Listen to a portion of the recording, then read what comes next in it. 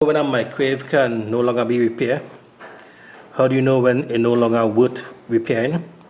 Well, this is one example. Okay, so what is seen here is a badly rotten body. Right, the cavities in this very rotten. Watch it. See how they? Alright, so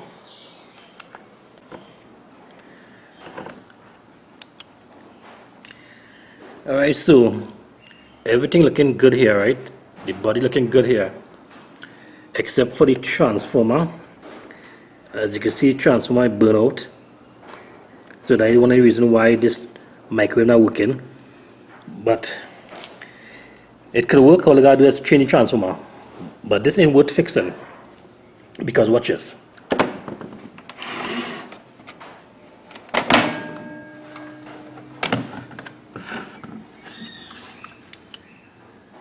Watch the door.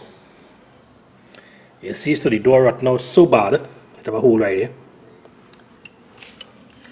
Alright, so the door right now is so bad, and then the inside getting rust real bad. Part of it you can see have holes.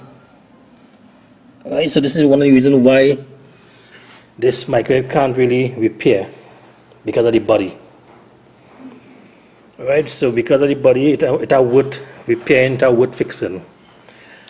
Now, if you get a body the same size like this, you can transfer all the parts and have the microwave working. But right now, I don't have a body like this.